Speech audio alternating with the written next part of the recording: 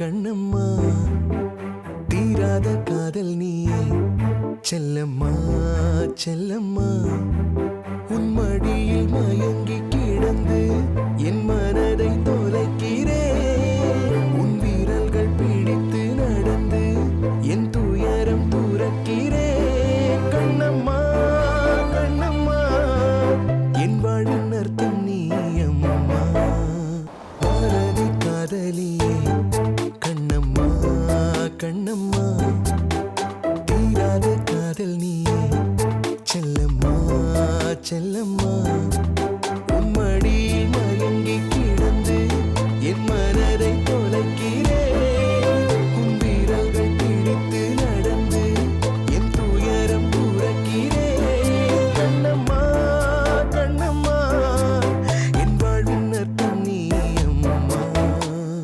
Kannamma conceive ஆயிட்டாங்கிற விஷயம் கேள்விப்பட்டதுமே உனக்கு எப்படி இருந்துச்சுன்னு எனக்கு தெரியாதுப்பா. ஆனா எனக்கு அத கேள்விப்பட்ட உடனே ரொம்ப ஹாப்பியா இருந்துச்சுடா பாரதி. கண்ணம்மா ஒரு குழந்தை பெத்துக்க போறா, அவ கஷ்டம் எல்லாம் முடிய போகுதுன்னு நினைச்சேன். ஆனா பாரதி அப்பாவாக போறானான்னு மட்டும் என்னால நினைச்சு பார்க்கவே முடியல பாரதி.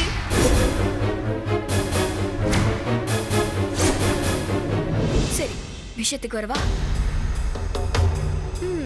உனக்கு ஆக்சிடென்ட் ஆகி எத்தனை வருஷம் ஆச்சு? இந்த இடைப்பட்ட காலத்துல உனக்கு குணமாய் கூட இருக்கலாம். அப்படி குணமாயிருக்கணும் தான் நானும் ஆசைப்படுறேன். ஆனா அது எப்படி நம்புவ? என்ன ஆதாரம்? என் கண்ணம்மா இப்ப கர்ப்பமா இருக்கா, அதுதான் இதுக்கு ஆதாரம். அதுக்கு மேல எனக்கு தேவையில்ல. பாரதி பாரதி, மெடிக்கல் ஃபீல்டுல நம்பிக்கைகளை வச்சு எதுவுமே அப்ரோச் பண்ணக்கூடாது. எவிடன்ஸ் எவிடன்ஸ் வேணும் ராஜா. நீயும் கண்ணம்மாவை நம்புற, அத நான் மதிக்கிறேன். உன் நம்பிக்கை உண்மையா இருக்கணுங்கிற அவசியம் இல்லையே. உன் இடத்துல நானும் இல்ல வேற யாராவது சராசரி மனுஷன் இருந்தா என்ன தெரியுமா பண்ணுவான்? பொண்டாட்டி கர்ப்பமாயிட்டான்னு நியூஸ் வந்த உடனே நமக்கு குழந்தை பிறக்காது. ஆனா இவ கர்ப்பமாயிட்டானா நமக்கு குணமாயிடுச்சா அப்படின்னு யோசிப்பான். யோசிப்பானா இல்லையா? யோசிச்சு என்ன பண்ணுவான்? ஒரு டெஸ்ட் எடுத்து பாப்பான். உன் இடத்துல நானே இருந்தாலும் அதான்ப்பா பண்ணிருப்பேன். நீ டெஸ்ட் எடுத்தியா? அதுக்கு எந்த அவசியமும் இல்ல. பிறக்க போற பிள்ளைதான் எனக்கு குணமாயிடுச்சுன்றதுக்கு ஆதாரம். இத பாரு, இந்த யாருமே இங்க கூப்பிடல. முதல்ல பிள்ளை. ஏய் போடி. கொந்தளிக்காதீங்க ராஜா. நீ அவமானப்படுத்துவன்னு தெரிஞ்சு உன்னை தேடி வந்திருக்கேனா? அதுவும் உன்னோட நல்லதுக்காக தான். இது வரைக்கும் உனக்கு குழந்தை பிறக்காதுங்கிற உண்மை ஆண்டிக்கு தெரியாது. இப்போ தெரிஞ்சுச்சுன்னு வையேன், அவங்களோட கோபம் சந்தேகம் எல்லாம் கண்ணம்மா மேல திரும்பும். இப்போ நான் கேட்ட கேள்வி மொத்தத்தையும் ஆண்டி கேட்பாங்க. உன் குடும்பம் கேட்கும், இந்த ஊரு உலகம் எல்லாமே கேட்கும். அப்போ நீ என்ன பண்ணுவ? வெளியில போடின்னு நீ என்ன விரட்டி அடிக்கிற மாதிரி எல்லாரையும் விரட்டி அடிச்சிருவியா? எத்தனை பேரு சொல்லுடா? எத்தனை காலத்துக்கு இப்படி டீல் பண்ண முடியும்னால? உனக்கு இவ்வளவுதான் மரியாதை. வெளில போயிடு. ஓகே, நான் கிளம்புறேன். என்னோட க்ளோஸ் ஃப்ரெண்ட், அவனை அப்பான்னு கூப்பிடுற புள்ள அவனுக்கு பிறந்ததா இருக்கணும்னு நான் நினைக்கிறேன். அவ்வளவுதான். ஏய் வெளில போடி. Okay, cool cool. பை. ஊரா விட்டு புள்ள டாடி.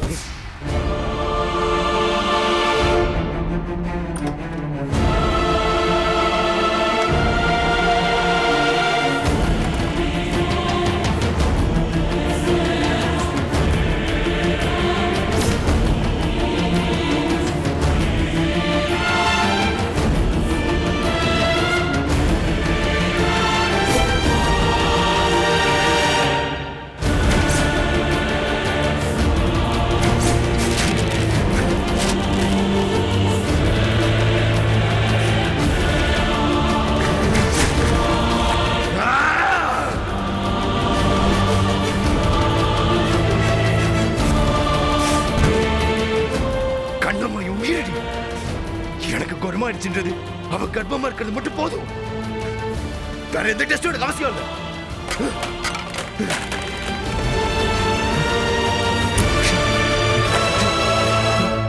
எவ்வளவு அவமானப்படுத்தி அனுப்பிச்சு வச்சாலும் வெக்கமே இல்லாம வந்து நிக்கிறான்.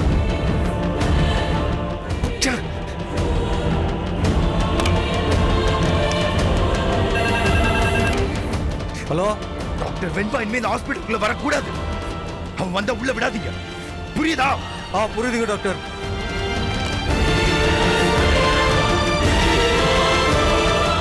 உனக்கு குழந்தை பிறக்காதுங்கிறது உனக்கு தெரியும், எனக்கும் தெரியும்.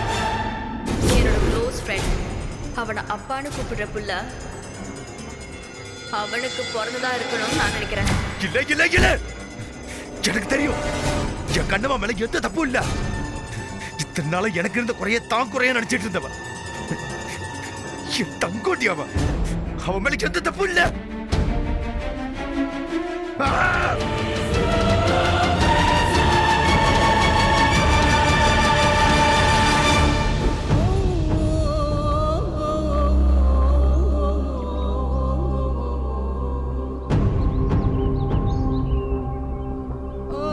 ஒரு மூங்கில் காடே தீப்பத்தி எரியா ஒரு சின்ன தீப்பொறி போதும்னு சொல்லுவாங்க. இதுதான் பாரதி அந்த தீப்பொறி. இன்னைக்கு பத்த வச்சிட்டல, இனிமே உன் வாழ்க்கை திகு திகு திகுன்னு எப்படி பத்தி எரிய போகுதுன்னு பாருடா.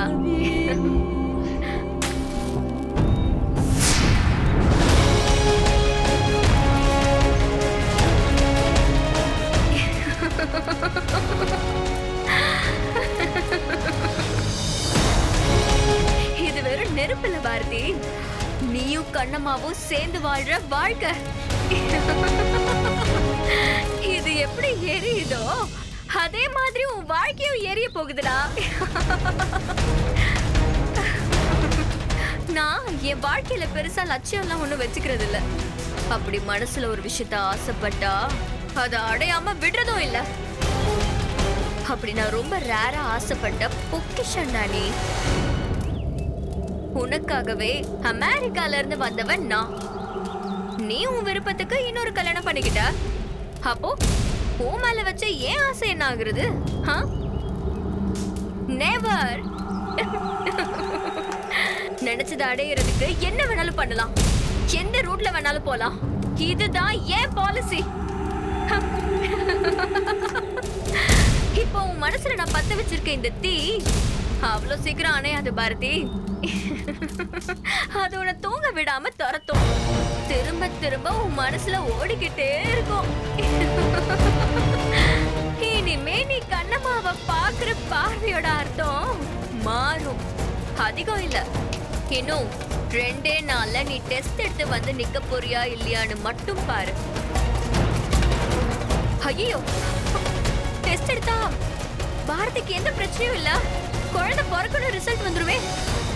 என்ன பண்றது?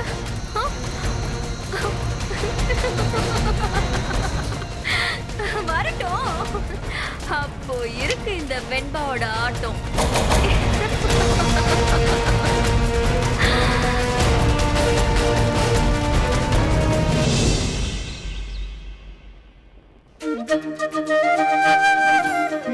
இந்தா மஞ்சப்பொடி கொஞ்சம் போடா, அப்புறம் தனியா பொடி. இது ஒரு 1 ஸ்பூன் போடு.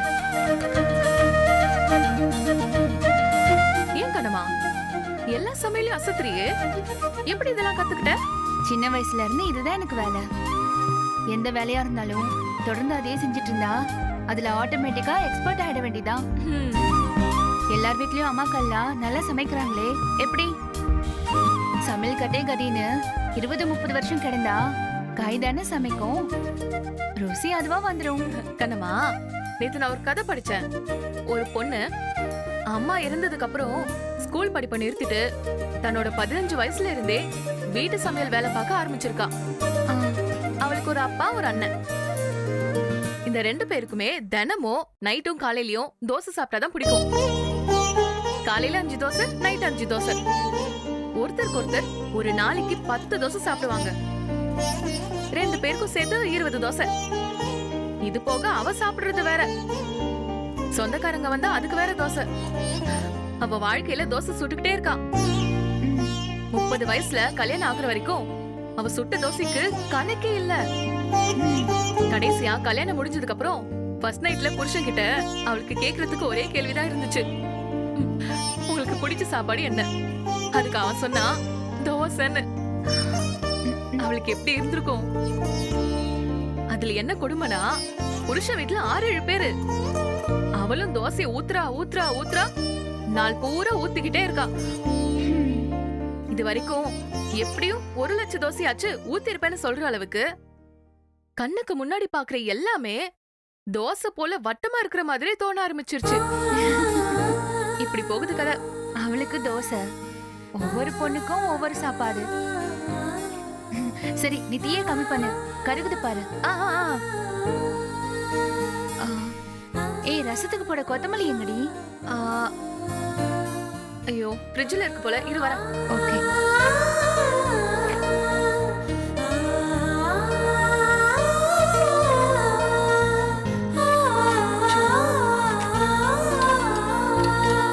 கண்ணம்மா, ஃப்ரிட்ஜ்ல கொத்தமல்லி இல்ல. கடைசியா வாசனைக்கு போடுற பொருள் தானே, இன்னைக்கு இல்லாம அட்ஜஸ்ட் பண்ணிக்கலாமே. ஒரு வேலையை செஞ்சா ஒழுங்கா செய்யணும், இல்லைன்னா செய்யவே கூடாது. அப்படி சொல்றியா? சரி, ஓகே, நான் பக்கத்துல கடையில போய் வாங்கிட்டு வந்துடுறேன், நீங்க இரு. சரி. ஏய் கண்ணம்மா, நீ எந்த வேலையும் பார்க்காத, இங்கே இரு, சரியா? ஒண்ணு ஒழுங்கா நிக்கணும், இல்லன்னா அங்க போய் ஓரமா உட்காரணும். சரி, நீ ரசம் கொதிக்கிறதுக்குள்ள சீக்கிரம் போயிட்டு வா. சரி.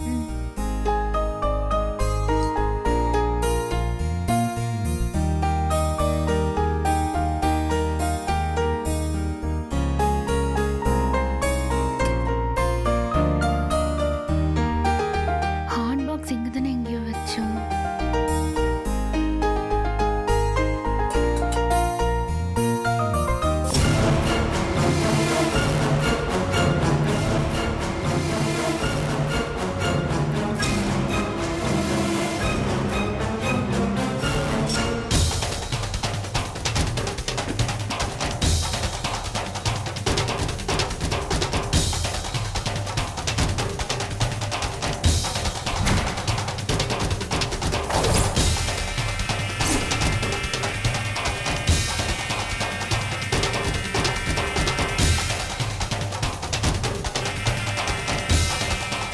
அறிவு,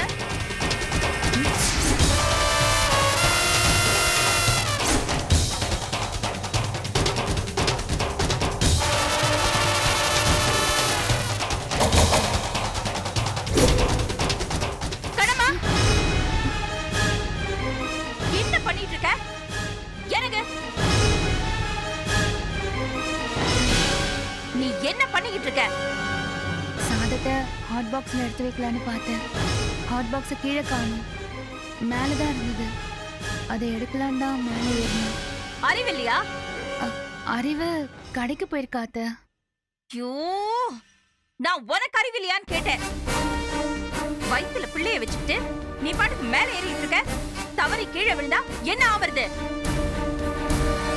அன்னைக்கே உனக்கு படிச்சு படிச்சு சொன்னேன், நீ எந்த வேலையும் பார்க்க கூடாதுன்னு. உனக்கு மண்டையில ஏறலையா? இல்ல உனக்கு மூளையே இல்லையா?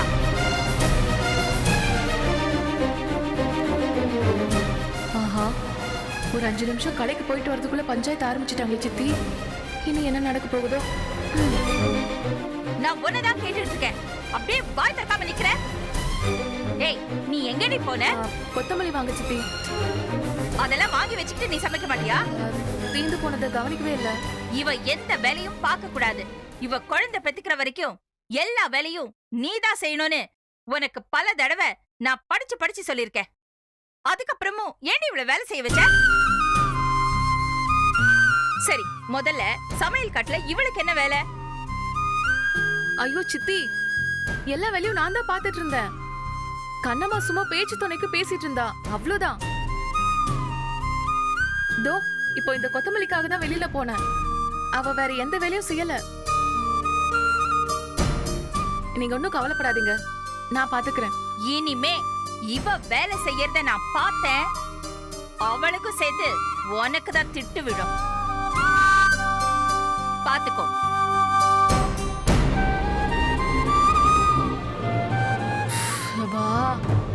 உன்கிட்ட நான் சொல்லிட்டு தானே போனேன்.